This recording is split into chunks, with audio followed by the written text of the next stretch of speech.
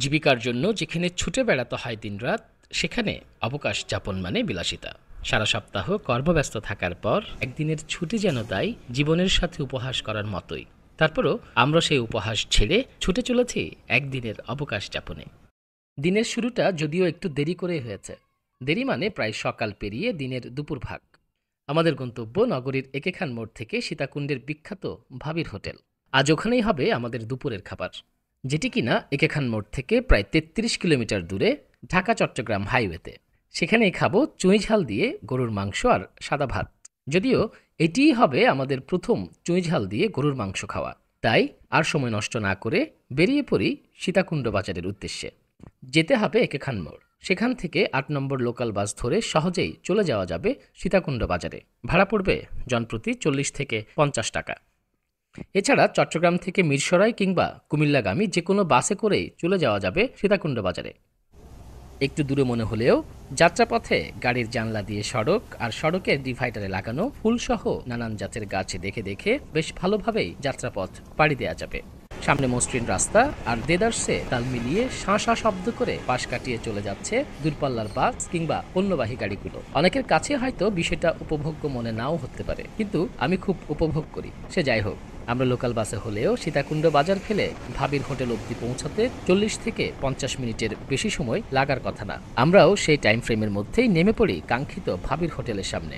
এখানে বলে রাখি, ৮ নম্বর বাসগুলো কিন্তু সীতাকুণ্ড বাজারেই সব যাত্রীকে নামিয়ে দেয়, কেননা এটি তাদের শেষ স্টেশন। কিন্তু ভাবির হোটেল সীতাকুণ্ড বাজার থেকে প্রায় আরো ১/২ কিলোমিটার দূরে, বাইতুশ শরফ মসজিদের ঠিক বিপরীতে। আপনারা যারা লোকাল বাসে করে আসবেন তারা অবশ্যই হেল্পারকে বলে দেবেন আমরা ভাবির হোটেলের সামনে নামবো, কেননা তারা ভাবির হোটেলের পর থেকেই মোড় ঘুরিয়ে আবারও একেখানের পথ ধরবে। গাড়ি থেকে নামার পর আমাদের চোখ তো চড়ক গাছ। সে কি, এত এত মানুষ, এত বাইক, এত কার! আমাদের তো বোধহয় না খেয়েই ফিরে যেতে হবে মনে হচ্ছে। তার উপর এখন ঘড়িতে প্রায় দুপুর ২:৩০। এত দূর যেহেতু এসেছি, চুঁই ঝাল দিয়ে মাংস অবশ্যই খেয়ে যাব। তাই ভিড় ঠেলে বুদ্ধি করে হোটেলের ভেতরে ঢুকে রীতিমতো চেয়ার ধরে দাঁড়িয়ে আছি। যারা খাচ্ছে তারা সবাই যে যার মতো খাওয়া নিয়ে মগ্ন। তার মধ্যেই শুনি চুঁই ঝাল মাংস শেষ, আবারও নতুন করে রান্না হচ্ছে। তাই চোখে মুখে একটু বিরক্তির ছাপ নেমে আসলো। আমরা কিনে এসেছি এই বন্ধের দিন শুক্রবারে? এই সেই বিখ্যাত জান্নাত ভাবি, যিনি কিনা গোটা রসুন দিয়ে চুঁইঝাল গোশত রান্না করেন। চুঁইঝাল সাতক্ষীরা এবং খুলনার খুব পরিচিত খাবার মশলা, যদিও আমাদের চট্টগ্রামের জন্য এটি একেবারেই নতুন। ভাবি মুসলিম এবং ভাবির স্বামী হিন্দু হলেও তাদের কম্বিনেশনে বেশ মজাদারভাবে চুঁই গোশত রান্না হয় এখানে।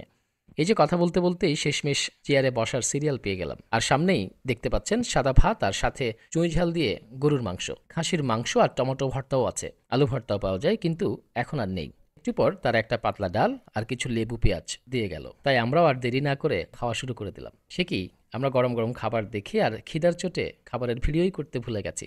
অন্য আরেকবার নিশ্চয়ই ভালোভাবে দেখানোর চেষ্টা থাকবে। কষ্ট করে যাওয়া এবং খাওয়া লাগলেও খাবারের স্বাদ ছিল মুখে লেগে থাকার মতো। গোটা রসুনের সাথে চুঁইঝাল দিয়ে গরুর মাংস সে এক দারুণ রান্না। খাবারের পর দোকানের ঠিক বিপরীতে বাইতুশ শরফ মসজিদের পুকুর ঘাটে বসে বেশ ভালোই লাগছে। আজ এই পর্যন্তই। আমাদের পরের পর্বগুলো দেখার এবং আমাদের সাথে থাকার আমন্ত্রণ রইল। আল্লাহ হাফেজ।